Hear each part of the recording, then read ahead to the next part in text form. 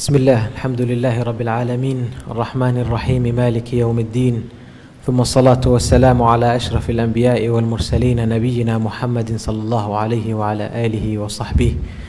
ومن سار على نهجه واقتفى أثره واستنى بسنته واهتدى بهداه إلى يوم الدين أما بعد انت كدب ولا ليال إلهي سبحانه وتعالى ومهد له انت كدب عاوة وحانو وفدناه محاضرة دي maantay la iclaaminayay xalayna la iclaamiyey insha allahu tacaala ku saabsanaan doonta gudniinka dumarka oo uu sheekheena insha allahu tacaala wax ka odhan doono arrimahaas gudniinka ku saabsan iyo haweenka maalmahan dambe hadalhaynteedu badatay gaar ahaan gobollo qaar ay Soomaalidu degto ayaa waxaa miisaan iyo macno badan u sameynaya in ay maalmahan dambe ay noqdeen marin ay dad yow ku ta'athuray reer galbeedka ay ka dhigan hayaan marina ay diintii Ilaahay subxaanahu wa tacaala ama ku diidaan ama ku dhayalsadaan ama xataa ku dumiyaan culimadeenuna in badan way ka hadashay laakiin mar walba waa in lagu celceliyo laga hadlo mar walba oo ay maaragtay ay keensato dantu in dib loo tawdiixiyo shubuhaadka la furahayana dib looga maaragtay shaandheeyo insha allahu tacaala muxaadaradan aadka loo sugahayay oo ummad badan oo Soomaaliyeed ay in badan ku hanweynayd ayaan insha allahu caawa u fadhinaa waxaan rajaynaynaa Ilaahay subxaanahu wa tacaala inuu nagu anfaco waxaan kusoo wareejinayaa fadiilatu sheekh alcalaama sheekh محمد عبده أمل فليتفضل مشكورا مأجورا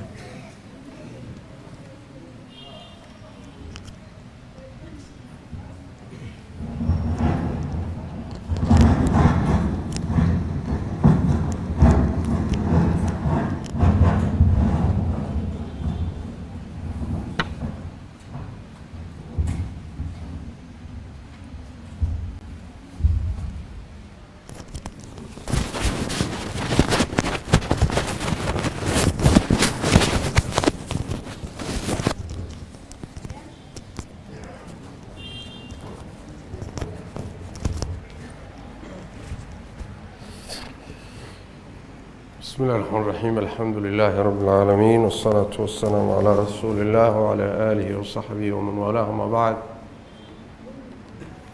أيها الإخوة والأخوات السلام عليكم ورحمة الله وبركاته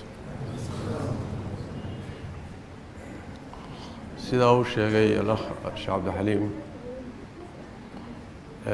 فردقاني وحكوسة بسيهي موضوع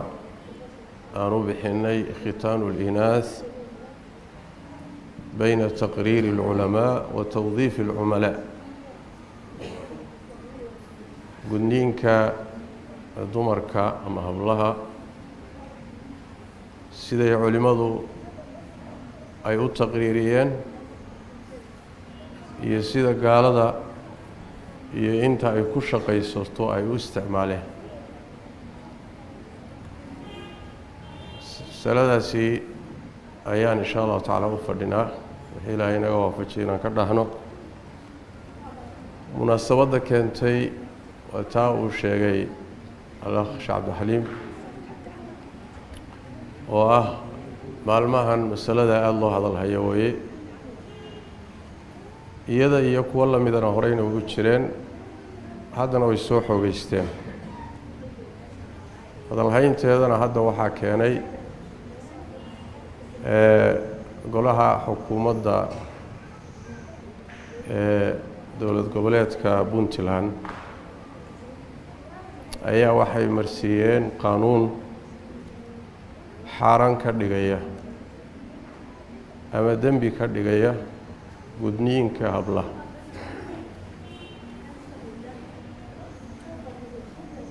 ama sunni ha noqdo ama fircooni ha noqdo arintaas oo abuurtay runtii falcelin fara badan oo culimadu ugu horeeyaan ka jawaabay oo radiyay gaar ahaan culimada reer Puntland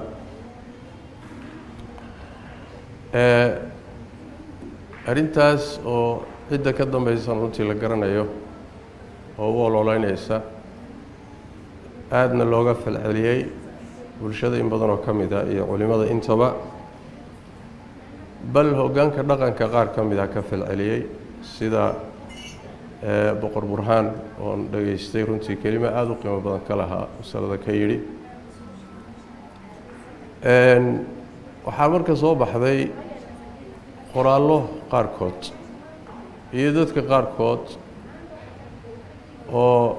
qaanuunkaasi u doodaya ha u doodeen hadday ugu doodi lahaayeen meeshuu ka yimid iyo raadqaadkiisa iyo cidda wadata iyo arrintu way fududaan lahayd laakiin waxay salka u saareen qaarkood inay wadaadada iyo culimmada qaar ka mida qabaan oo hadallada wadaadadoo la googooyey iyo qaar si xun loo fahmay dadkay soo qaatay waxaa ka mid ah sheekh maxamuud shibl oo kale sheekh dirir oo kale anigoo kale bay soo qaateen oo ay leeyihiin culimmadaasaa qabta marka masaladuna waa masale ka weyn wadaadadan la sheegayo o dhan masale ka weyn waa walaa 100 dirir iyo 100 umal iyo 100 shibl hadday isu yimaadaan masaladu waa ka daaweynta masale ay iyagu xarimi karaan ama ay xalaaleyn karaanna maaha marka hadalladaas la gogooyey ama sida khaladka loo fahmay iyo masalada oo runtii waxa weeye masalo khuduuradeeda la ah ayaa waxaan jeclaystay inaan wax ka idhaahdo aada ugu dheeraan maayo masalada adiladeeda ay leedahay oo waxaan kaga gaabsan doonaa insha allahu tacaala dhowr xadiis iyo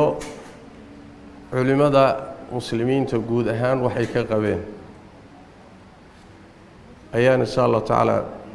taasiilkeeda sharciga kaga gaabsan doonaa gudniinka wuu jiray wakhtigii nebi moxamed sal alla alay wasalam shareecadu degaysay caanna wuu ahaa arrin la yaqaanuu ahaa rag iyo dumarba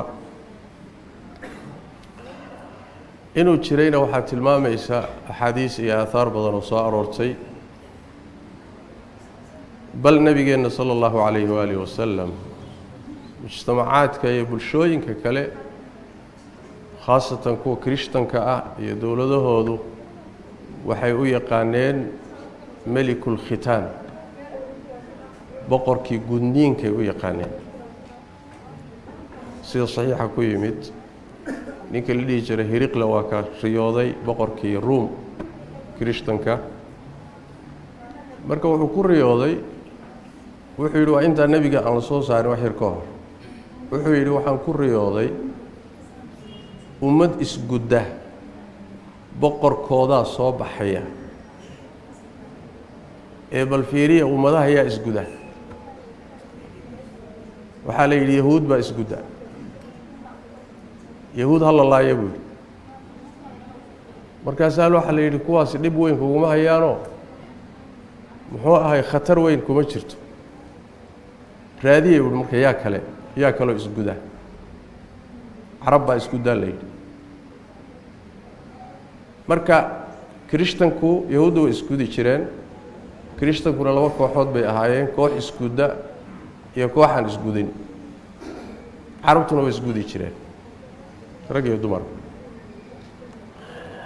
inuu saa u jiray waxaa kaloo tilmaamaya xadiidka saxiixeynka uu soo saareen lafdiganna muslim baa iska leh min xadiid abi muusa alashcari nebigu markuu ka warramayay sal alla alay wasalam ninku markuu galmo sameeyo xilliga qabays ku waajibayo wuxuu nebigu yidhi idaa jalasa bayna shucabiha alarbac wamassa alkhitaanu alkhitaana faqad wajaba alguslu markuu afarteeda adin dhexdooda fadhiisto ninku oo labada meeloodoo gudan ay istaabtaan qabayskii waa waajibay buu nebigu yuri sal alla alay wasalam bimacnaa ninka meesha birtu martay oo laga guday iyo haweenayda meesha laga guday labadaasi markay isku aadaan oo xubinka ragga qaybtiisa horena ay gudaha gashay markaasaa qabaysku waajibay buu nebigu sal alla alay wasalam waxaa ka muuqda marka in khitaanku iyo gudniinku uu labadaba ku dhici jiray dumarkana ku dhici jiray raggana ku dhici jiray xadiidkana waxaa soo saaray saxiixka bukhaari muslim baa soo saaray lafdigana muslim baa iskale xadiidka labaad waa xadiidka abu hurayra oo nebigu yuri sal alla alay wasalam alfitratu khamsun fitrada waxaa la yidhaahdaa waxyaalaha wanaagsan ee ambiyada laga soo gaadhay ama wanaagooda aadamaha ilaahay ku abuuray shan weeyaan buu nebigu yuri sal alla alay wasalam shantaasi waxa weeye alkhitaan wاlاstixdaad waqasu الshaarib wataqliimu اladfaar wanadfu اlaabaad waa gudniinka timaha gumeerka ku yaalla oo la xiiro kuwa shaarubtoo la gaabiyo cidiyaha oo la iska jaro timaha kilkilada oo la iska tifo intaasuba waxyaalaha wanaagsan ee ambiyadii ilaahay laga dhaxlay bay ka mid tahay ama waxyaalaha wanaagooda aadamaha ilaahay ku abuuray bay ka mid tahay fitrada macnahaasaa la yidhaha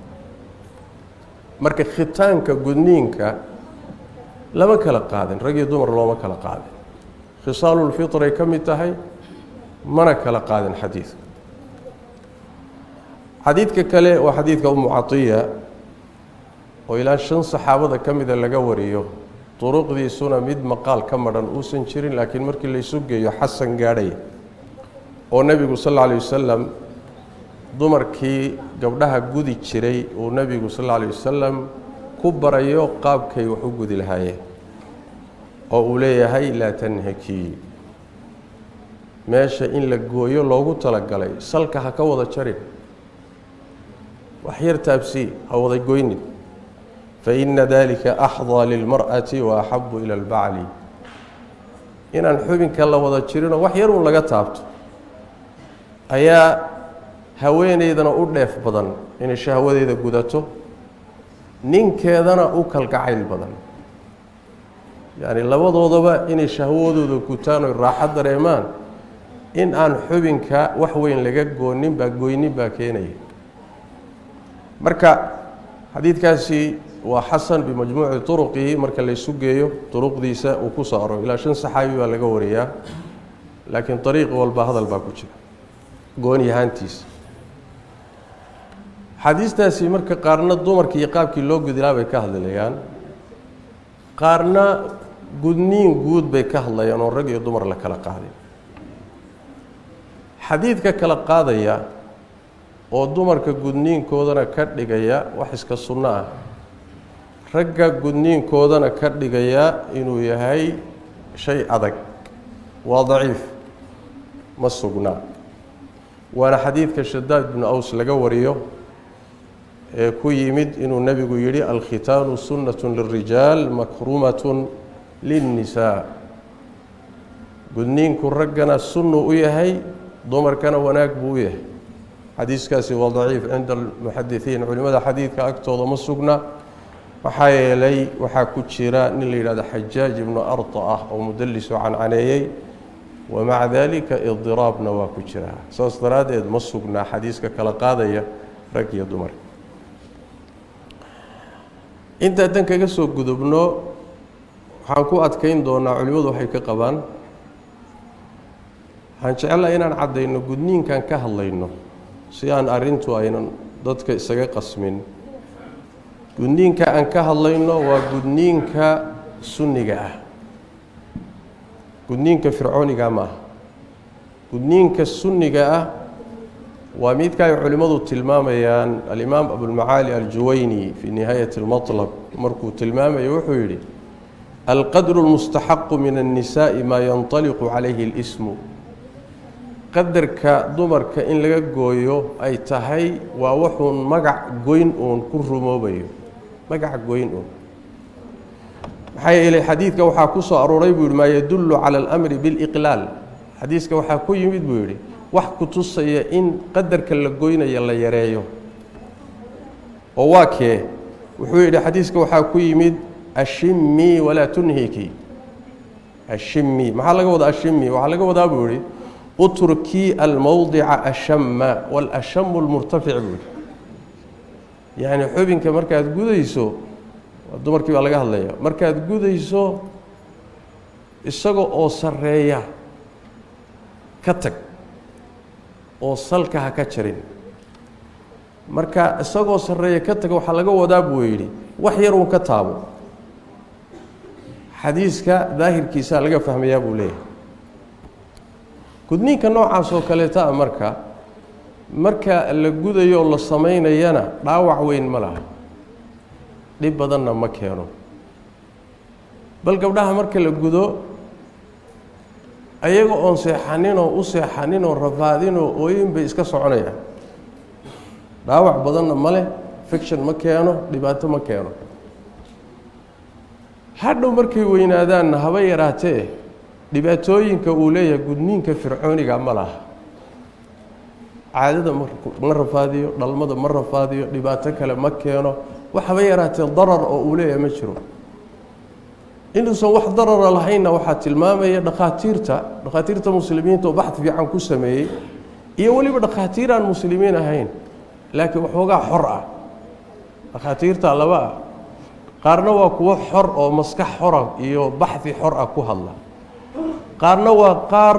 maskaxdooda la haysto oo wixii loo yeedhiyo unbay sheegaan oy qoraan marka xataa dhakhaatiir gaala oo baxthi ku sameeyay waxay leeyihiin gudniinka noocani wax dhiba ma keeno kuwa muslimiinta iska badaa bal waxaaba ka dhib badanba gudniinka wiilasha ka dhib badan marka gudniinka sunniga dumarka la yiraahdo waxa ka dhib badan gudniinka wiilasha ka dhib badan laana wiilka marka la gudo wada aragteen oo xubinka la gooyo muxuu ahaayay buuriyada la gooyo aanu baashi muxuu ahaayay balagta la gooyo muddo rafaadaya sooma muddo rafaadaya marka waxaad moodaaba hadii cid uu loo turayo la dhihi lahaa war rafaadka laga day ragga la dhihi lahaa laakiin waxa la yaab la waay war raggi hal la guda la isku afasay dumarkii in la gudana waa dambi baa la leeyahay علشان waxa la leeyahay way ku rafaadayaan oo raggu ma rafaadayaan miya hadii la dhihi lahaa ragga gudniinkooda waa waajib oo la isku waafaqsan yahay waxaan leenahay sax ma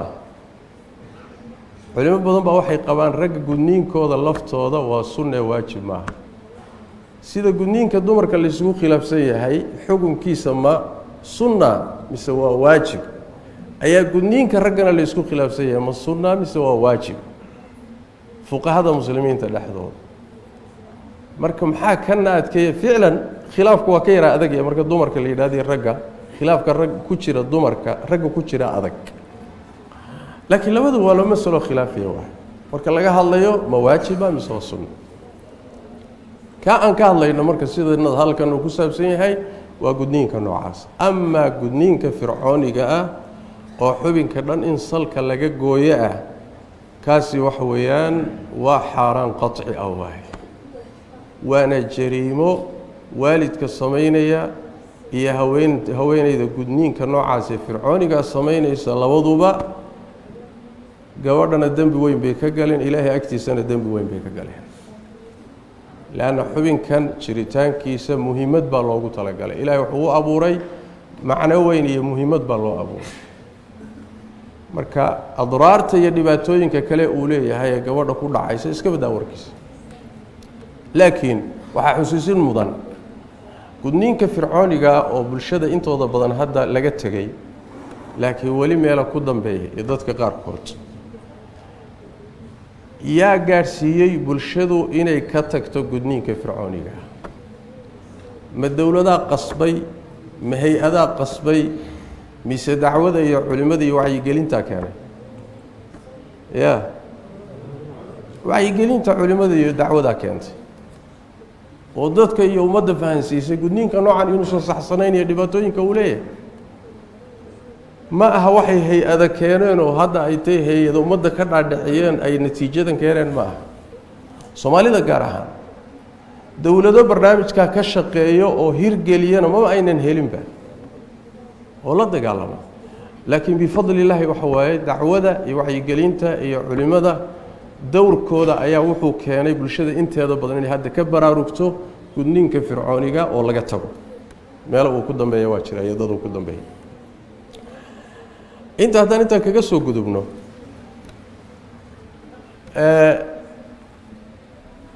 culimada muslimiintu waxay isla ogol yihiin in gudniinka sunniga ah ee hadda aan soo tilmaanay ama gabdhaha rag ha ahaado ama dumar ha ahaadee inuu mashruuc yahay mashruuc maxaa la yidhaahdaa mashruuc bimacnaa wax weeyaan in uu ugu yaraan bannaan yahay markaa kadib ha laysku khilaafo shareecadu inay jidaysay waa laysla ogol yahay laakiin jidaynta shareecaduma waxay gaadhsiisan tahay waajibnimo mise waxay gaadhsiisan tahay sunnanimo ha laysku khilaafo laakiin waxaa laysla ogol yahay inay shareecadu ay jidaysay intaa waa qadarka laysla ogol yahay waana qadarkaan doonayno inaan dul istaagno inay culimmadu isla ogol yihiin iyagoo nusuustaa aan soo sheegnay cuskanaya maxaa xaggee laga qaadanaya aan dhowr imaam hadalkooda soo guuriyo waxaa ka mid ah alimaam ibnu hubayrata ashaybaani kitaabkiisa ikhtilaafu ala'ima wuxuu leeyahay ittafaquu على أن الختان في حق الرجال والخفاض في حق الأنثى مشروع علماء المسلمين waxay isku raaceen gudniinka ragga iyo kan dumarkuba inuu yahay wax shareecadu jidaysay waxay isku raaceen kaga qabto waxaa ka mid ah al-imaam Abu Muhammad ibn Hazm fi kitaabihi Maratib al-Ijma' asaguna wuxuu leeyahay واتفقوا على إباحة الختان للنساء علماء المسلمين waxay isku raaceen dumarka guditaankoodu inuu bannaan yahay wax bannaan oo shareecadu jidaysay inuu yahay الإمام ابن رجب الحنبلي kitaabkiisa Fathul Baariga Sahih al-Bukhari oo ku sharxay isaguna wuxuu leeyahay وختان المرأة مشروع بغير خلاف dumarka guditaankoodu waa wax shareecadu jidaysay khilaaf la'aan culimadu iskuma khilaafsan al-imam ibn al-qayyim alayhi rahmatullah kitaabkiisa tuhfatu al-mawdud bi ahkam al-mawlud isaguna wuxuu leeyahay la khilafa fi istihbabihi lil-untha wa ikhtalafa fi wujubihi culimadu iskuma khilaafsana inay sunnah tahay gudniinka dumarku لكن waxay isku khilaafsan yihiin mawaajiba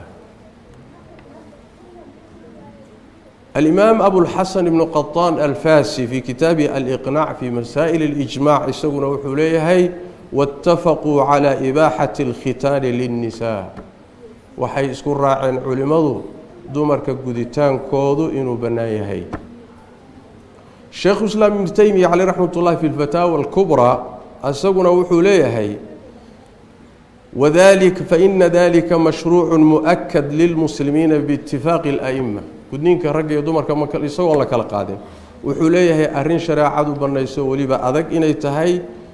muslimiinta oo dhan baa isku waafaqsan buudi طيب inta hadaynu fahanno marka waa ilaa taqriiban 6 kamida aimada muslimiinta oo soo guuriyay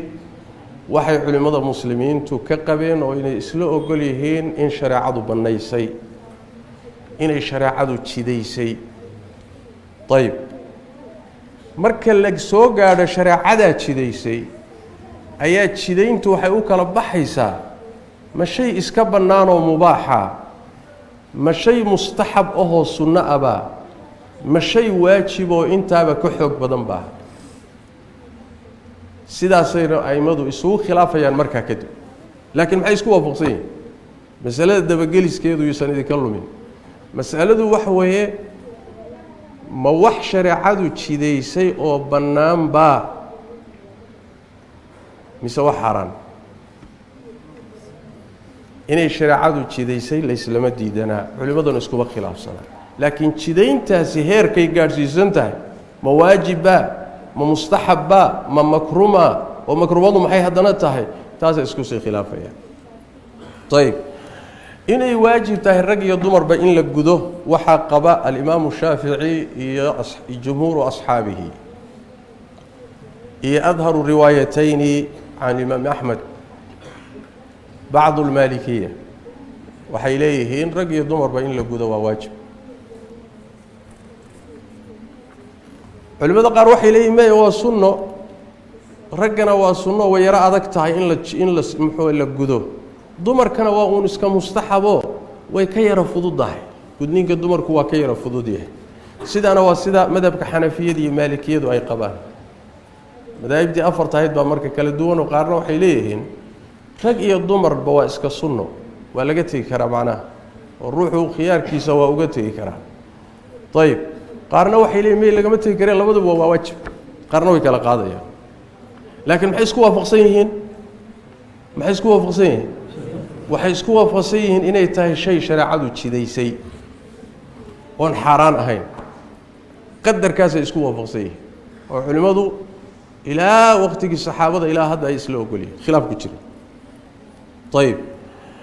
intaa weeye inta aan doonayno inaan dul istaagno oo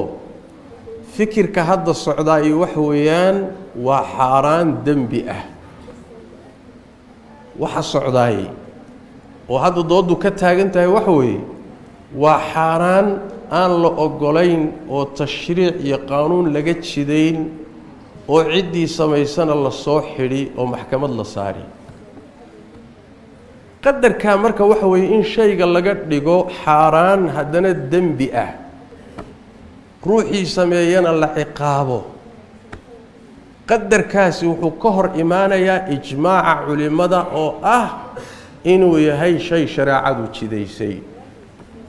qolada tidhi waa sunno iyo qolada tidhi waa waajibba waxay isku waafaqsan yihiin inaan la dhihi karaynin shaygani waa shay xaaraama iska badaa in laga dhigo shay cuquubo iyo dembi laga dhaliyo ama ruuxa loo ciqaabay iska badaa in laga dhigo waa u tegi doonaa insha allahu tacala su-aasha isweydiintale waxay tahay xikmadda ku jirta maxay tahay jidaynta gudniinka waxay yidhaahdaan laba ragga gudniinkooda maqsuudka laga leeyahay iyo xikmadda ku jirta waxa weeyaan waa dahaara ku jirta siduu leeyahay sheekh ulislaam ibnu taymiya caleyh raxmat ullah wadalika ana almaqsuuda bikhitaani الrajuli taطhiiruhu min الnajaasa almukhtafiya fi اlqulfa yani waxa weeye baashan la yidhaahdo haraggan kor saaran xubinka taranka qeybtiisa hore ayaa qulfa la yidhaahda wuxuu daboolayaa qeybta hore ee xubinka taranka ee ragga qeybtaa markuu daboolo wasakh baa ku ururaysa wasakhdaas marka in la nadiifiyo laga nadiifiyo ayaa gudniinka ragga loola jeeda ujeeddadu waa in la nadiifiyo waa nadaafad amaa dumarka والمقصود من ختان المرأة تعديل شهوتها ابن تيمية saasoo leeyahay culimad badanna saasay leeyihin waxaa loo jideeyey dumarka in la gudo shahwadooda iyo dareenkooda ayaa laysu dheelitirayaa qiyaasta ziyaadadae uu wataa laga khafiifinaya uu sii wado wuxuu yidhi faإnaha إida kaanat qalfaa kaanat muqtalimatan shadiidat الshahwa hadday haweenaydu ay buuryo qab tahay oo ayna gudnayn waxay noqonaysaa buu yidhi muqtalima shadiidat الshahwa mid shahwadeedu zaa'id tahay oo muxuu ahaayey aan isxakamayn karayn dhici karaysa inay shahwada ziyaadadii ay cifadeeda iyo dhowrsoonaanteeda khatar geliso saas daraaddeed baa wuxuu yidhi waxaa la yidhahdaa markay iscaayayaan dadku bini aadamku markay iscaayaan waxay ku yidhaahdaan wiilka hooyadii aynan gudnayn waxay ku dhahaan yabna alqalfaa kii hooyadii buuriye qabka ahaydow bay isku caayaan maxaa yeelay faina alqalfaa'a tatadallacu ila arijaali akar haweenayda aan la gudini inta badan raggay u hanqaltaagtaa buu yidhi sida badan walihaada min alfawaaxishi fi nisaa'i اtatari wa nisaa'i اlifrinji maa laa yuujadu fi nisaa'i اlmuslimiin buuri sidaas daraaddeed dumarka caddaanka ifrinjigu waa ree yurubka dumarka caddaanka iyo dumarka tataarka dhexdooda buu yidhi fawaaxishta iyo zinada taalla ma dhex taallo dumarka muslimiinta yacni wax weeyaan ilaa haddaba waa sidii waay ilaa hadda waa sidii marka wuxuu leeyahay waxay keenaysaa in yacni wax weeyaan laga dhigo shay dhexdhexaada shahwadii dumarka waidaa xasala almubaalaqatu fi lkhitaam buu dacufat shahwa haddii xubinka la goynayo lagu xadgudbo oo qiyaas weyn laga gooyana waxay keenaysaa buu markaasi inay shahwadu daciifto waa haweenaydii dareenkeedii iyo shahwadeedii ay hoos u dhacdo oo iyadana ayna dareenkeedii gudanin ninkuna uusan dareenkii la rabay ka helin taana lama rabo way macnaha falaa yakmulu maqsuudu rajul haddiise la gooye buu yihi qiyaastii shareecadu ugu tala gashay wuxuu yidhi markaasi xasala almaqsuudu biictidaal maqsuudkii la rabay baa markaasi si dhexdhexaad ah oo isu dheelitiran u xasilaya intii siyaadada ahayd ee fitnada keeni lahaydna waa laga gooyey in ku filan oo shahwadeeda ku gudato ninkeeduna shahwada ku helana waa u joogtaa sidaas daraaddeed ictidaal iyo tawaasun baa imaanaya buudi wallahu aclam marka xikmadda ku jirtaay waa xikmaddaasay leeyihin culimada muslimiintu waxaan doonaynaa marka inaan dul istaagno oo mudan runtii masalada meesha ay u dhimanaysaa waxaan hadda soo sheegnay gudniinka dumarka xaaladaha ugu yar meesha ugu hooseysa culimmadu waxay leeyihin waa mashruuc ama mubaax dheh ama mustaxab dheh qaar waajib bay gaadhsiiyeen laakiin kaba soo qaad ama waa mustaxaba waa shay samayntiisa ajir laga helay ama ma ahee waa shay iska mubaaxahoo samayntiisa ayna dhibaata ku jirin ayb culimmadii muslimiinta hal nin ah hal mid oo laga soo guuriyey ma jiro gudniinka dumarku waa xaaraan kutubta ilaa wakhtigii saxaabada ilaa maanta haddaad daba gashaan ma helaysaan hal caalim oo muctabar ah oo yidhi gudniinka dumarku waa xaaraan ma jiro haddii lan idhaahdo marka annagoo wakhtigan hadda joogna gudniinku waa xaaraama waa dembi waa khilaafu lijmaac wixii ummaddu isku raacday culimmadeedu isku raacday soo jireenka ahaa nusuusta salka ku hayay ayaynu khilaafnay waan garab marnay waxaan jidaynay haddii uu ruuxu isagu lafahantiisa iska xarimayo waxaa kala duwan inaad qaanuun jidayso qaanuun xarimaya markaad qaanuun jidayso way ka sii daran tahay qaanuunkaasoo dhahaya waa xaaraan isla markaa ciddii samaysana waa in la xidho la maxkamadeeyo dembi ka dhigaysa la ciqaabo markaa way ka daran tahayoo waa tabdiil sharci illaah waa shariicadii ilaahay oo aada beddeshay oo aada ku beddeshay qawaaniin bini aadan ay wataan way ka culus tahay markaasi ma sahlana halkaasaa marka waxaan isweydiinaynaa yaa xaq u leh xalaalaynta iyo xaaraamaynta iyo jidaynta yaa xaq u leh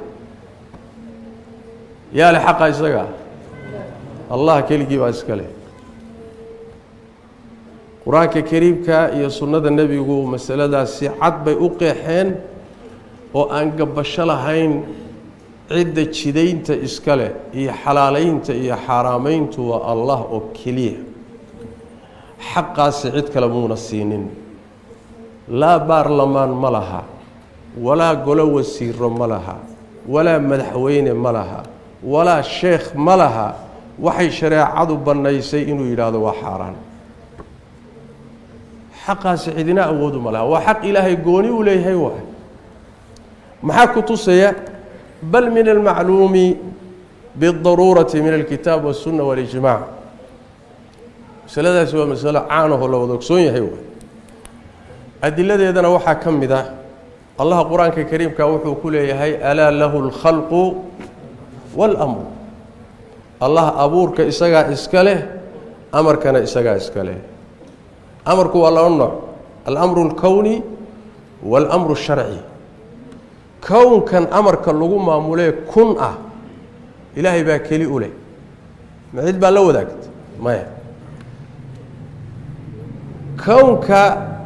sharci dejintiisa iyo nidaamkuu ku socon lahaana الله با غوني أوله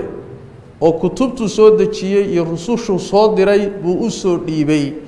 qaabkii bini aadamku u noolaan lahaa xalaashii xaraantana isaga iska leh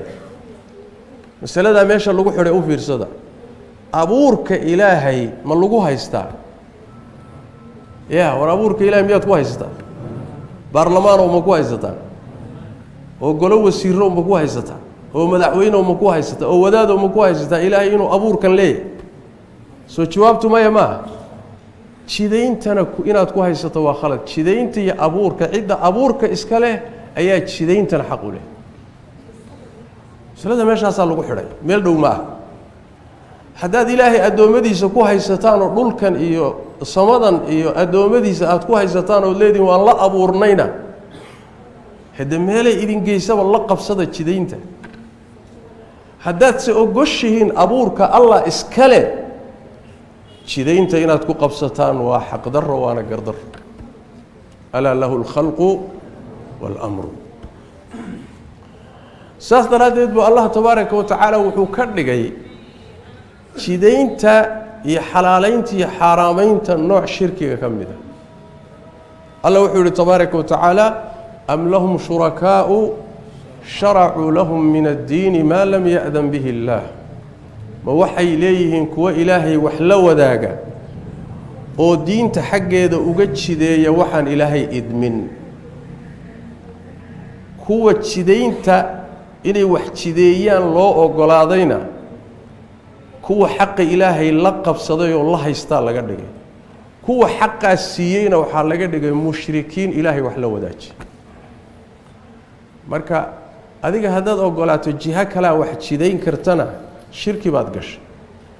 kaas isdhigay booskii wax lagu jideyn lahay waxbaan jideynayaa yirina xalaal iyo xaraam baan waxbaan xalaaleyn oo xaraamayna xaqi ilaahay buu la qabsaday oo ilaahay xaqiisi khaaliska ah ayuu la qabsaday waana mas'alo halis oo gaalnimo iyo kufri keenaysa oo iska cad saas daraadeed buu ilaahay wuxuu ku magacaabay shuraka am lahum shuraka waa shirki waxa kale mas'alada tilmaamaya xadiidka آية القرآن في سورة التوبة إلهي اتخذوا أحبارهم والرهبانهم أربابا من دون الله حلقها الله هي يهود يكريشتن كان لقاها وعلي وذا علماء ذودي هي الصوفية ذودي أي ربيال كدكتن الله كسكون عدي بن حاتم الصحابي قال لي ayuu nabigu ku dul akhriyay markuu yimid isagoo soo islaamay oo saliib wuxuu qabay macatab wuxuu qabay oo silfar ama fidda ayuu qabay markaas soo islaam nabigu sallallahu alayhi wasallam markaas nabigu wuxuu ku yiri tuur wax aayadan oo ku dul akhriyay markuu aayada ku dul akhriyay baa wuxuu yiri ninka la yiraahdo Adi ibn Hatim rasuulka ilaahay innahum lam ya'buduhu ma ya'budu jirin wada culimadooda iyo wadaadadooda suufiyada mayna caabudi jirin dadkan adaguna leedahay ittaqadu ahbaarahum rabbana arbaban min dunillah mayna caabudi jirin markaasuu nabigu wuxuu sallallahu bala inayna caabudi jirin iska baday way caabudi jireen oo seen ku caabudi jirnay innahum harramu alayhim alhalal wa ahallu lahum alharam fattaba'uuhum fadhalika ibadatuhum iyyahum nabi sallallahu alayhi wasallam wadaadadiina soo wixii ilaahay xalaaleeyay idin kameena xaraamayn wixii Allah tabaaraka wa tacaala xaraameeyayna soo idin ma xalaaleyn soo maydan ku raacin hawa nabigu wuxuu sallallahu alayhi wasallam cibaadada caabudeen waa taas oo ma cibaado kala meesha taal hadii intay golaha muxuu ahay baarlamaanku intuu wax ku xalaaleeyo ku xaraameeyo adigana aad sacabka u tunto oo golaha wasiiradu intay waxay doonaan xalaaleeyaan oo xaraameeyaan adiguna aad ku raacdo nabigu wuxuu leeyahay sallallahu alayhi wasallam waad caabuday rabbi baad ka dhigateen ittakhadhu ahbaarahum wa ruhbanahum arbaban min dunillah saladu mas'ala dhow ma saladu mas'ala dhow ruux muslim oo aakhira rumaysano ilaahay u tagahayo oo janniya naar rumaysano مسألة وكخماري كرمها مسألة وكفضان كرنا معها مسألة حلالين تي حرامين مسألة سهلا ما نبي قالنا صلوات ربي والسلام عليه انت انا قارن آيات كلا واك إله تبارك وتعالى في سورة النحل ولا تقولوا لما تصف ألسنتكم الكذب هذا حلال وهذا حرام لتفتروا على الله الكذب بنت أفكيني عربكي نكوها الله يدرتين هدهين تنوى حلال كنوى حرام لتفتروا على الله الكذب سياد الله يقول بين أبورتان إن الذين يفترون على الله الكذب لا يفلحون كو إلهي كبين أبورتان oo xalaalayn iyo xaraamaynta sameeya marna liibaani maayaan mataac qaliil in yarba adduunka loo raaxayn walahum cadaabun aliim cadaab xanuujiyana way leeyihiin marka waa iftiraa cala allah ilaahay oo ku been abuurtay hawshii ilaahay baad gashay wabitaali liibaani maysid marka labaadna adduunka intaad joogto wax yar baad noolaanoo yara tamashlayn cadaab xanuun badanna waa ku sugayaan نبينا محمد صلى الله عليه وسلم سوالد وحيد هذان ويش جورع دي بيجوها كوكوس قاته نبي محمد صلوات ربي والسلام عليه وحاد عضي إن وسحا الدمر كيسا قار كم بذا أكتوذا أيوه ملب كسر استعماله dumarkii qaar baa ku masayrayo markaas waxay yiraahdeen malabkaas ay hebla siiso nabiga aan ku dirno si uu daayo waxay ku heshiiyeen markuu u yimaado mid walba inay dhahdo nabi maxamedow xabagta macaafiir la yiraahdo miyaa soo cuntay waxba xabagta waxooga yara urta way geed yara ura aduguna markuu ku yimaado sax ku dhig anigana markuu yimaado saas ku dhig malabkana lagu dirahaya iyagu ma hayaan mid buu agteeda ka cunaa mid buu tagay markaasuu nabiga yani akalta macaafiir bageedkaasaad cuntay waxbaa maaragtay sibax u jiraan tii kaloo haddana u tago sidii kale ku jira markaasaa nebigu wuxuu yidhi maya saynab agteedaan malab ka soo cunay laakiin dibdab u cuni maayo waaba ka dhaartay ما قصة سيأهيد مثل قصة ماريا القبطية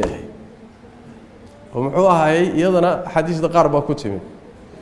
النبي صلى الله عليه وسلم محوها هي أدون تيسي وحري أودا الشيء ويل كيس إبراهيم أيو دمر كيس ميت كبيد جوري كذا يجوش هذا أيو محوها هي كحاسيستي أركي بمركز كهوش ومركزي درين قاضيو كعضيو واحد رسول كلا يوم جوري جيجا iyo goobtaydii baad sidaa ku samaysay suu marka u qanciyo u raali geliyo ayuu wuxuu yidhi maya dib dambaba taa ugu tegi maayo waa ka dhaartay soo xalaal uma malabkana xalaal buu yahay waajibna kuma aha mustahabna kuma aha inuu cuno xaaskiisuna xalaal bay u tahay laakiin nabigu dumarkiisa suu u qanciyo ayuu uga dhaarto isaga xarimay maxaa ka dhacay marka Allah wuxuu yiri tabaaraka wa ta'ala ya ayuha an-nabiy lima tuharrimu ma ahalla Allah laka tabtaghi mardata azwajika wala ananta nabiga sallallahu alayhi wasallam nabi Allah maxaad u xarimaysaa wax ilaahay ku xalaaleeyay adigoo dumarkaaga raali gelinaya iyo ridahooda raadinaya oo fiirsada نبي محمد صلى الله عليه وسلم هدي له أقولان واي مقولة وزيرة له أقولان وربنا يديك سويدي سلاد الله يا بيلاده مثل برلمان بالله أقولان نبي محمد بالربيجي وكدي ذي وح أنكو حلالي حسك حرمي والله عنانتي صلوات ربي وسلام عليه طبعا وحو النبي حلالين له أقول يا إنه حلالي وحي كسر دقي إنه حلالي لكن وحي أوسن وحي أهينين النبي صلى الله عليه وسلم وأنا إسك حرمي دمرك كورها اللي جلدي ولودي ذي وأنا لقوا عن أنت النبي صلى الله عليه وسلم لما تحرم ما أحل الله مرك وحي إلهي حلالي وأن دليل له هينين إن لحراميو يضع عد لقورها اللي جلينا يا نبي محمد بن ربيكي كدي ذي عد كلا يطول لقى أقولنا ما شرتو وفيرتاد هذا التحريم كاسي وتحريم شخصية وحو النبي يستقل فيه زي سدي ديوان أو كرارت ومد لباده kani waa ka duwan yahay hadda laga hadlayo hadduu nebi maxamed dumarkiisa ku raaligelinayay kan hadda laga hadlaya gaalaa lagu raaligelinaya waa midda laba kale kani nebi maxamed buu khaas ku ahaa kii nebiga lagala hadlayay kan laakiin hadda laga hadlayaay waa tashriic caam ah oo ummad muslima qaanuun looga dhigayo oo intaasoo sannadood sii jiri doona waay nebi maxamedna waxaa loo diiday wax isaga keligii quseeyay salawaatu rabbi wasalaamu calayh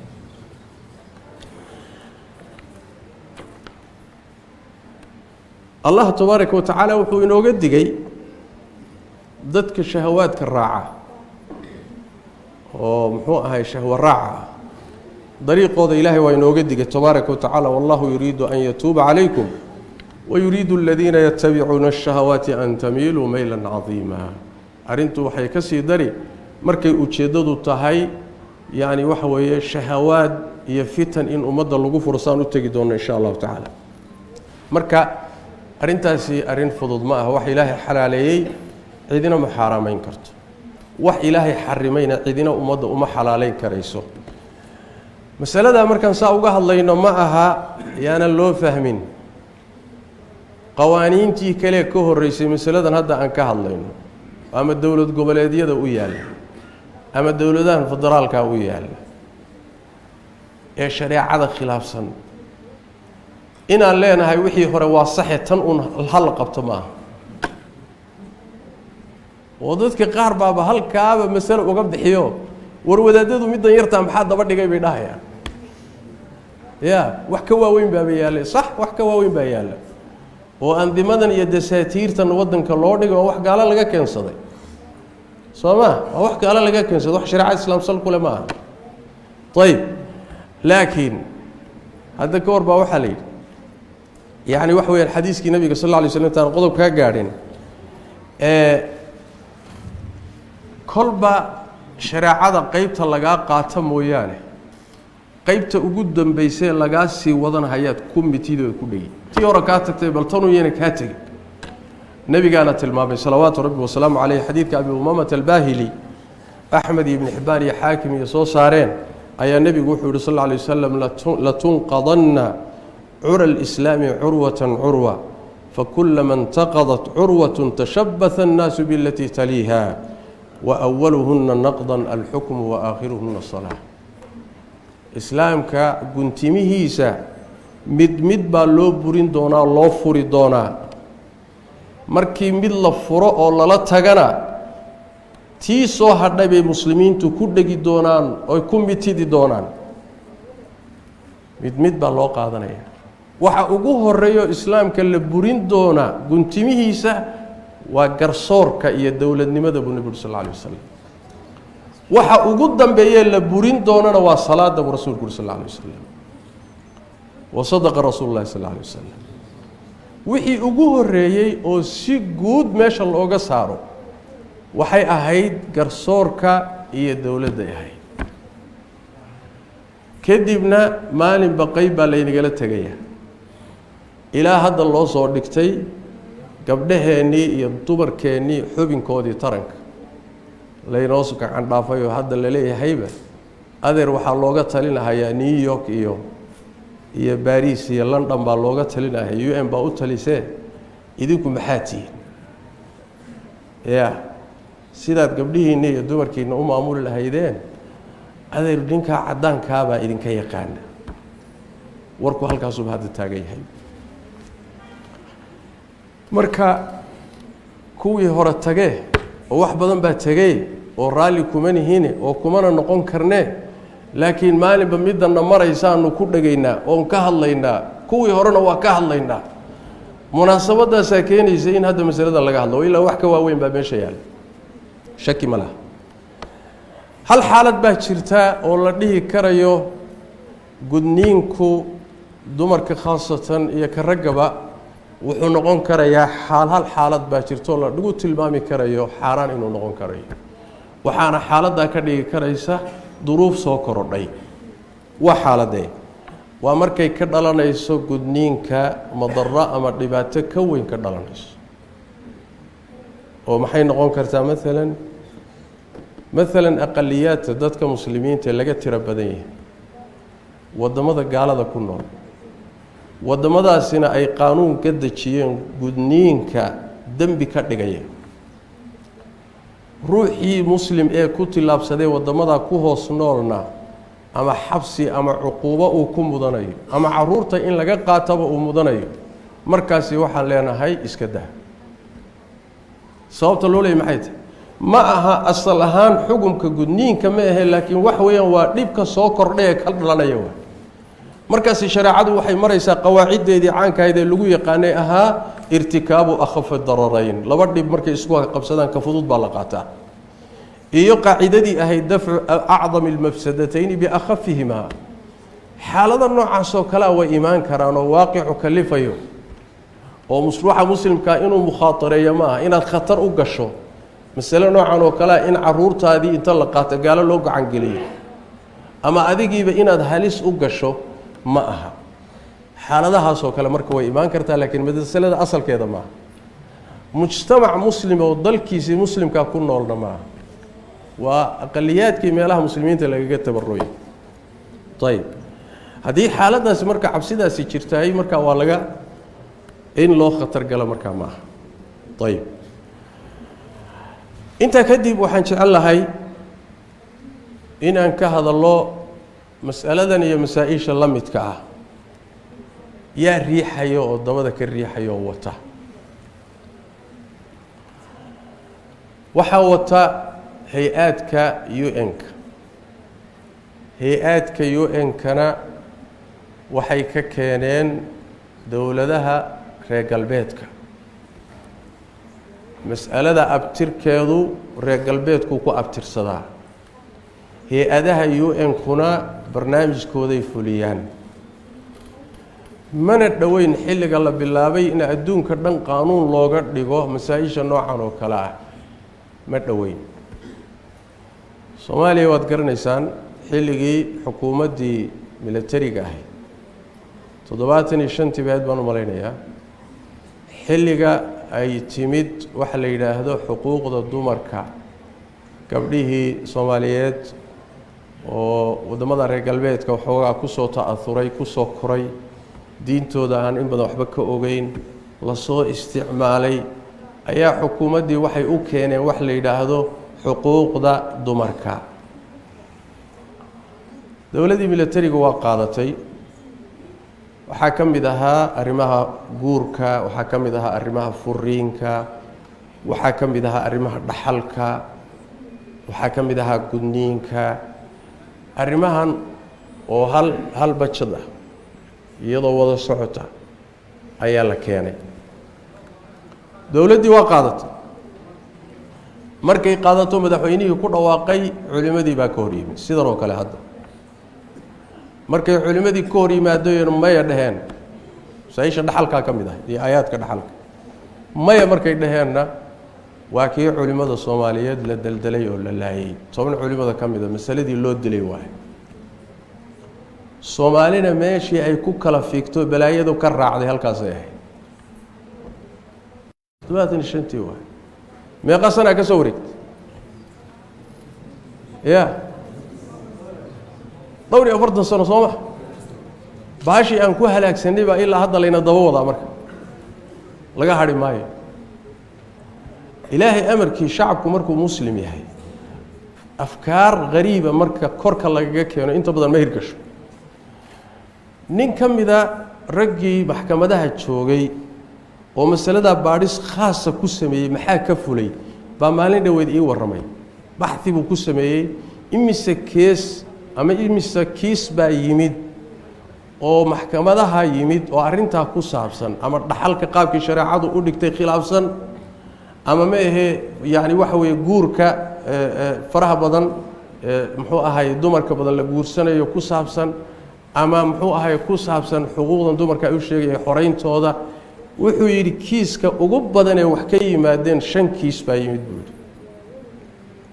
qaar kamida hal kiis xataa maxkamada ma imaan buu dadka muslimiintu banaankooda ku xalisteen wax dhaxal maxkamadihii dawladda la yimid oo qaanuunkii loo dejiyo rag iyo dumarku waa u siman yihiin u yimid oo yiri nagu kala saara ma jiro buu kuwa kalena wax naadira dhacay buu waa nin baxthi fiican ka sameeyay marka hay-adkani waxan kadaata ilaa waqti dheer baa la soo waday hadda dhawaad garanaysaan dhowr bilood ka hor baarlamaanka federaalka waxaa la keenay oo sidoo kale golaha wasiiradu u mariyeen qaanuunkii la dhihi jiray ay ku magacaabeen qaanuunka galmada war xataa may magaca u hagaajiyaan baan idhi ya magaca hadday hagaajin lahayd qaanuunka galmada fool xuma wixii ka dhacay waad ogeed wasiiradii baa soo mariyey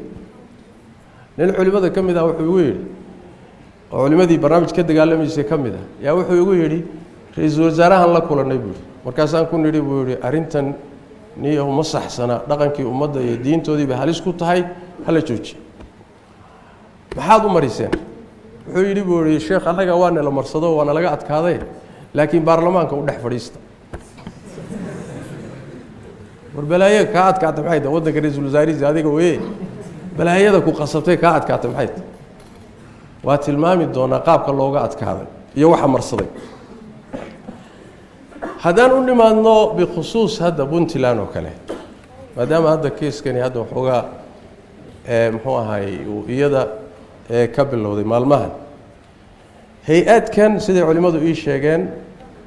laga bilaabo 2001 ilaa 2002 waxay wadeen wacyigelin ay magaalooyinka waaweyn ka sameynayeen wasaaso lagu qabtay galkacyo lagu qabtay garawa lagu qabtay seminaaradaasi ay waxa ka qayb galay culimadii waxa ka qayb galay madaxda qaar kamida marka hore waxa wajiga hore laga dhigay gudniinka fircooniga la dagaalamayna gudniinka fircooniga in la dagaalamana waa la isku waafaqsan yahay Soomaa sidii loo socday waxay markii dambe noqotay isaga looma basoconina maqaar saar buu ahaay halka loo socday waa halka waxay culimadu ii sheegeen 2011 say wacyigelinta u wadeen hay-aduhu 2011 wasaaradda arrimaha dumarka waxay baarlamaanka u soo gudbisay waa waqtigii muxuu ahaayay Cabdiraxmaan Faroole uu ahaa madaxweynaha waxay u soo gudbiyeen arrintan gudniinka ku saabsan laftiisa yaa wasaaradda soo gudbisay baarlamaanka puntland wuxuu soo saaray go'aan dhahaya gudniinka fircooniga ah ma banaana waana dembi kan sunniga ana wuu bannaan yahay waa 2011 waa markuu soo saaray madaxweynihii xilligaas Cabdiraxmaan Faroole wuu saxiixay طبعا dadaal fara badan kadib aad bay arintaas waxay uga xanaajisay hay-adihii waxaan ka shaqeynayay qaraarkaasi hadda waa yaala qaraar baarlamaan soo maray madaxweynihii saxiix oo gudniinka sunniga inuu soo dhibaato lahayn oo bannaan yahay inkastoo ayna u baahnayn inuu baarlamaan hadda taqriiriyo inuu gudniinkaasi sax yahay walaa madaxweyne inuu saxiixatoona ayna u baahnayn haddana waxa weeye gaaladan baa luqaday fahmaa waxay tahay baarlamaan baa martay madaxweynaha saxiixay bay fahmaan طيب waxay ii sheegeen culimadu xilligii uu Cabdiweli Gaas madaxweynaha ahaa in laba goor la soo celiyay kiiska mar labaad laba goor la soo celiyay gudniinka laakiin aan lagu guuleysay hadda muddada dheer kadib ayaa haddana mar kale dib loo soo celiyay oo lagu guuleystay golihii wasiirada in la mariyo oo uu sugayaa golihii baarlamaanka طيب balaayadan maxaa wata marka dhaqankii bulshada ma aha diintoodii ma aha wax faa'iido weyn oo laga dheefay ma jirto khatar hadda bini aadamkii iyo dumarkii laga badbaadinayo kuma jirto iyo halis saan soo tilmaanayba dawladihii iyo nidaamyada waddanka ka dhisani intay bulshada baahideedii kale oo dhan dabooleen dad oon muxuu ahay waxoogaa waxay ku faakihaystaan u baahan ma aha Soomaa halkan waxa yeelay kiiskii amniga yaala wadankii oo dhan amnigiisa baa qalqal ku jira ummadii way gaajaysan tahay muxuu ahay kaabayaashii asaasiga nolosha maqan ya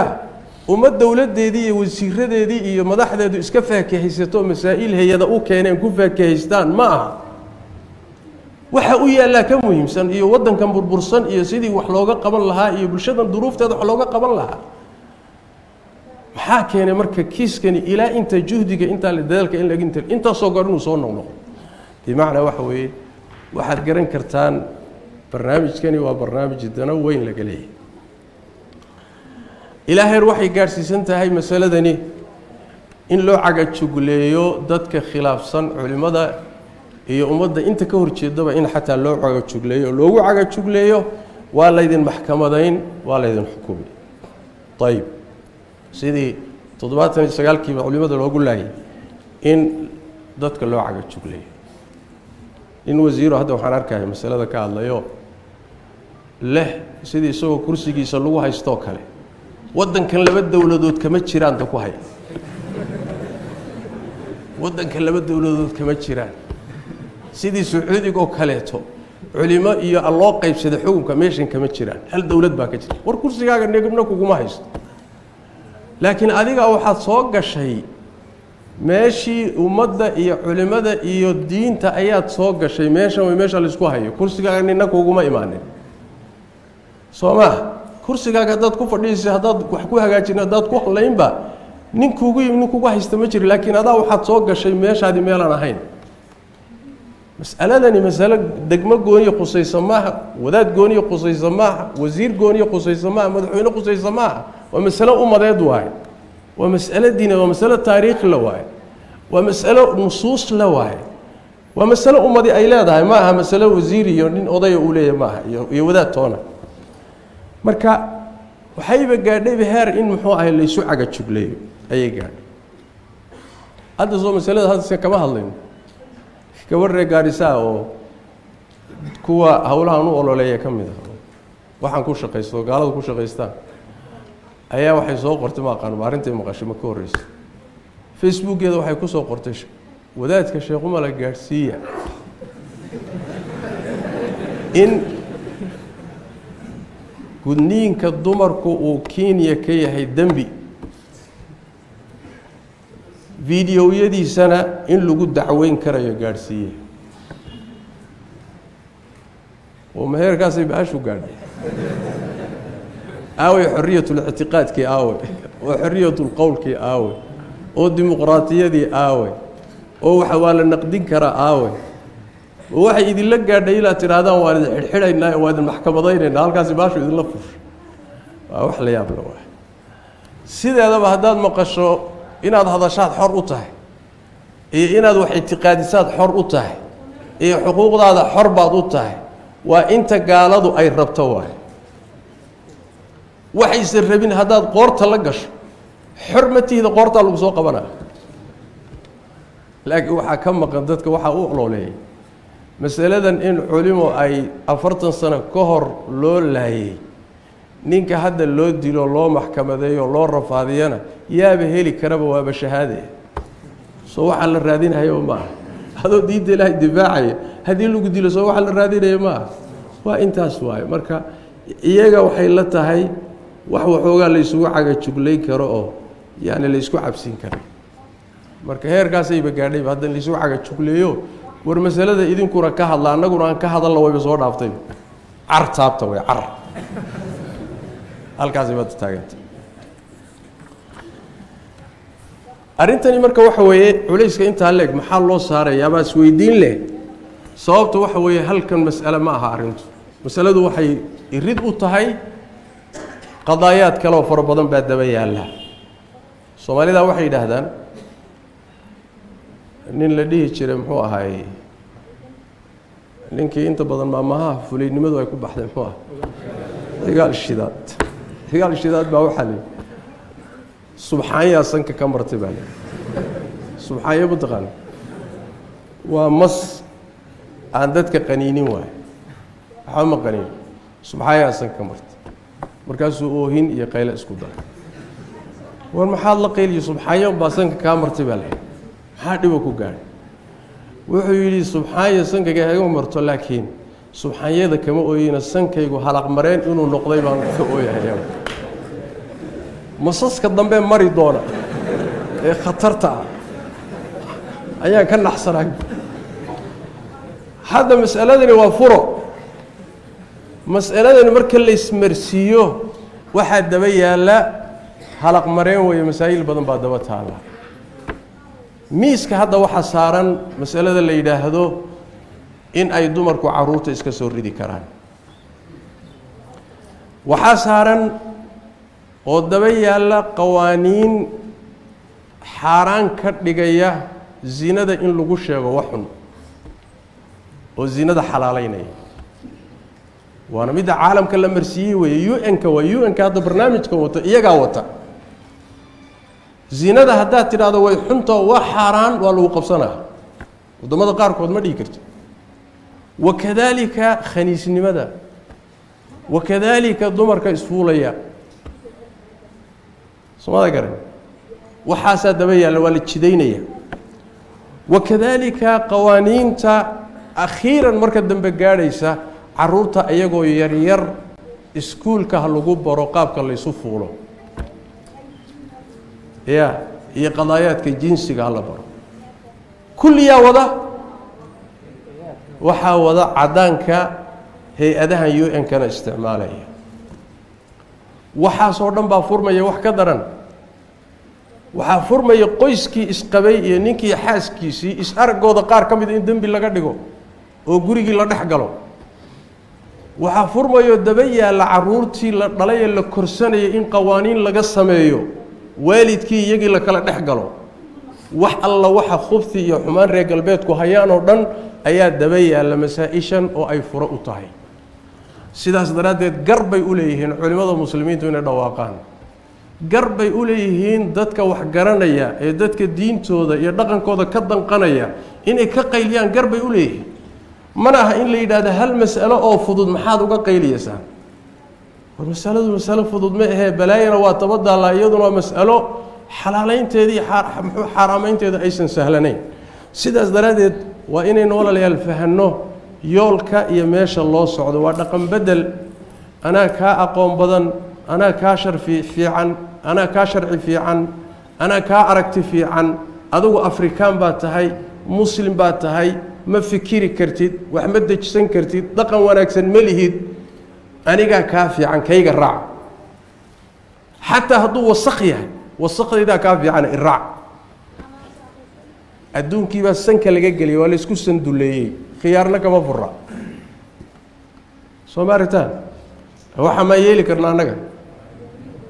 intaan rafan karna waa rafanaynaa soo ma tabari meeshayna dhigtaba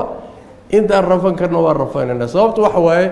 annaga waxaan nahay ummad muslim ah oo ka taariikh dheer reer galbeedka waxaan nahay ummad muslim ah oo ka dhaqan fiican reer galbeedka iyo caddaanka iyo UN-kooda iyo waxooda waxaan nahay ummad xadaarad leh oo caalamka muddo dheer hogaaminayay duruuftanadu hadda waxay dooniba ha noqotee waxaanu nahay ummad ku socota waxyi ilaahay soo dejiyey oo muqadas ah oo aan waxba dhex gelin oo kitaab ilaahay sunno nebiya sal alla alayh wasalam sidaas daraaddeed faylasuuf iyo ruux shahwa qaadatay iyo gaal khariban wuxuu soo dejiyey ilaa wa ilaaba iga qaado oo anigu maxaan ahay waa fataatiir meel fadhidaadan aniga ani maxaan samaynaya ugu yaraan inaad bini aadam fikiri kaloo dhaqan lahoo culture lahoo kaa gadisnaan kara inaad ii ogolaato soo maaha maya kuuma ogoliya waxayga duuduub ku qaado waay waxaan ku gabagabaynayaa waa dheereeyey ujeeddada la leeyahay waxa weeyaan in mujtamaca la fasaadiyo gabdhaha guryaha laga saaro shahawaadka la furo fitanka la furo bulshadaasi dhaqankeedu baaba'o sida iyagu yihiin iyo si ka daran in la noqdo sidaas weeyaan waxaan doonayaa inaa idhaahdo dadka waxaa ka shaqaynaya haddii aad ka toobad keeni weydaan ilaahay agtiisa cadaab baad ku leedihiin anigu idinma lihi laakiin aayadda qur-aankaa idin leh allah wuxuu yihi tabaaraka wa tacaala ina aladiina yuxibuuna an tashiica alfaaxishatu fi aladiina aamanuu lahum cadaabun aliimun fi اdunya wاlآakhira والله يعلم وأنتم لا تعلمون دتك الدونية مجتمع مسلم كائن حمانته لحدي سكفافته الله وحده تبارك وتعالى عذاب حنون بدن بي الدنيا آخرة كليهن إلهي بمصالح ذوق إذن كسوح ما أوجدين قبل يا ورك مرتدي سوح الدونية إن أن أقول باقو عد كستأو كقيب كشيء شرع إلهي وخلاف سنشدين تيس قيب كنقطي وحن إذن كوب باقيا أنت وقتك هاي ستان توبت كينا وإلهي أصنع ودنتين وأنت فرصة هاي ستان هدات كل متان إذن كو شروع إلهي تيس خلاف سنشدي هدات كل متان حول إذن كإذن تعلم إن هذا هلاك سنتين شك كوما تشيرو waxaan idinka digayaa in kibirka iyo islaweynanka iyo kursi baan ku fadhiyaa iyo madax baan ahay iyo baarlamaan baan ahay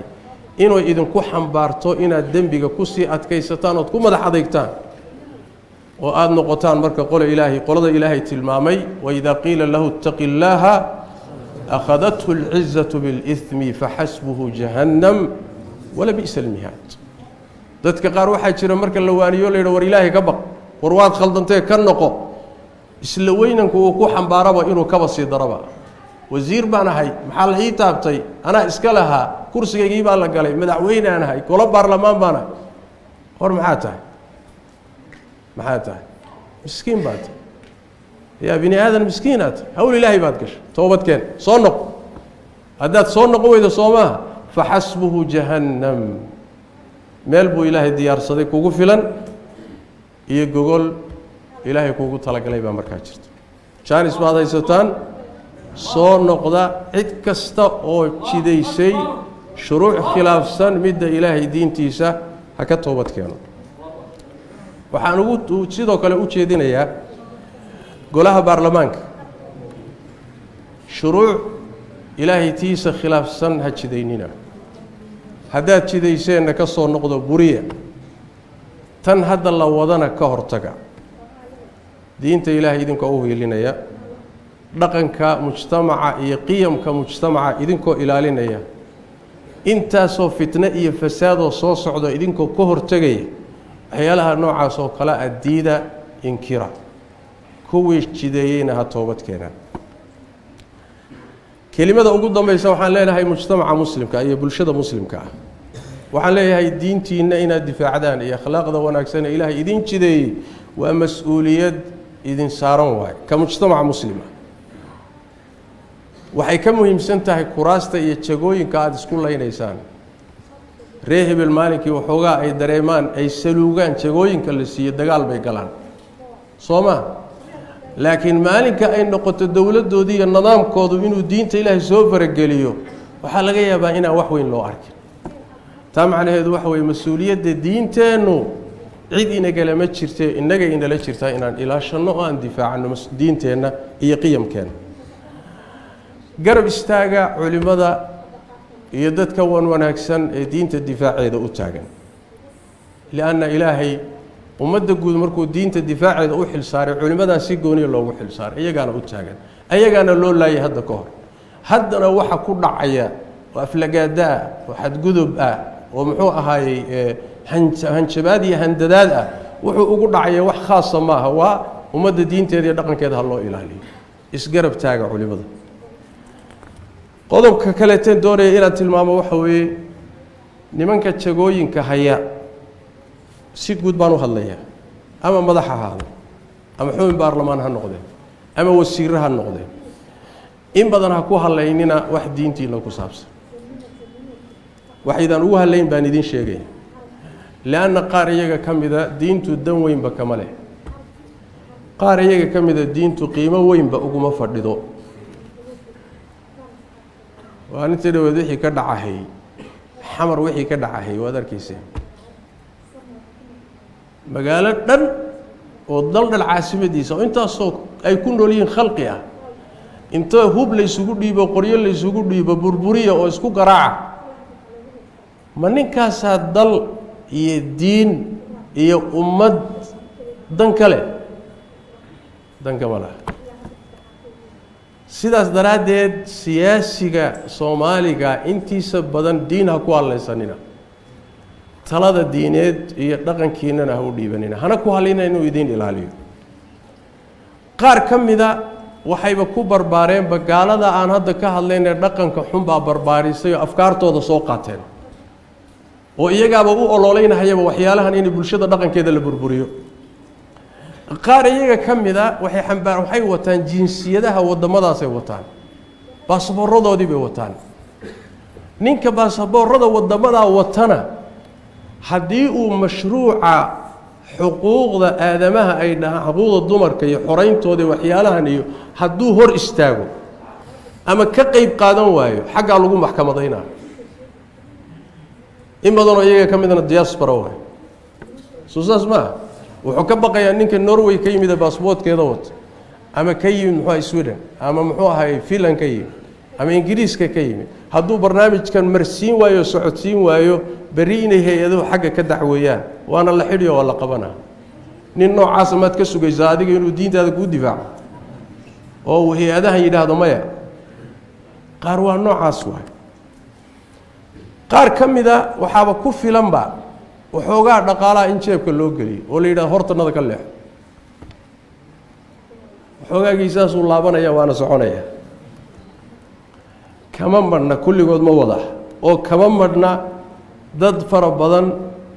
oo qiyamka ummadda xambaarsan oo dhaqanka wanaagsan xambaarsan oo ahlu diin ah oo waxaan la dagaalamaya oo laakiin laga qaalib noqdayna waa ka buuxaan waa ku jiraan iyagu sidaas daraaddeed waxaan idin leeyahay ka mujtamac muslim ah gaalka iyo kuwa afkaartooda u adeega intuba hal qodob bay fahmaan halka luqad ay fahmaan waxa weeye shacabkii baa kacay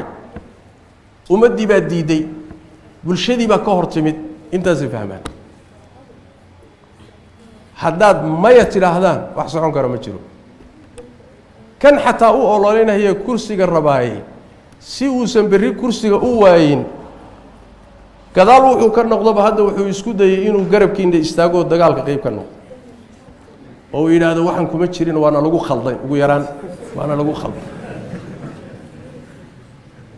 bulshadu marka waxa weeye awood bay leedahay mujtamac awood buu leeyahay awoodda aan leenahay waa inaan isticmaalno annagoo waxba kharibin annagoo waxba burburinin haddayna waa inaan dhihi karayno maya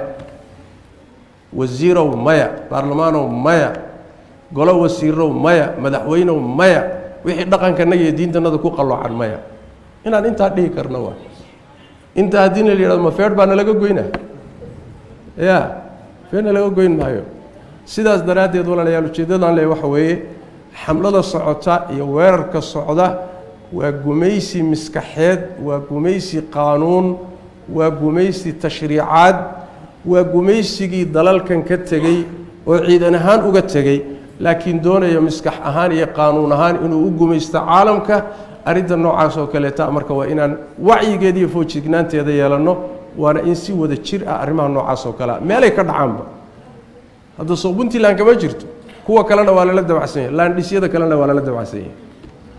dawladahan kaleetana waa lagu soo wada federaalka waa la soo celin doonaa arki doontaa federaalka waa la soo celin doonaa ma laga quusanayo 42 sano soo noqonaysa la doonayaa in la marsiiyo marka laga quusan maayo ilaa isbedel baa la sugayaa ilaa la marsiiyo marka insha Allah taala annagana waa inaan foojignaanteena lahaano insha Allah taala sidaasi ayaynu ku badbaadaynaa haddii wuxuun inoo badbaadi doonaan biidn Allah tabaaraka wa taala ilaahayna intii khaldantayna toobada Allah waafaji ilaahayna diinteena ha inoo xifdiyo inta xaq iyo wanaag u taaganna ilaahay garab istaago tabaaraka wa taala allana tabaaraka wa taala khaatimo wanaagsan iyo wanaag Allah inuu dilo diinteena Allah xoojiyo gaalada iyo sharkoodana Allah inaga qabto hada billahi tawfiiq sallallahu alayhi wa sallam wa baraka ala nabiyina Muhammad wa ala alihi wa sahbihi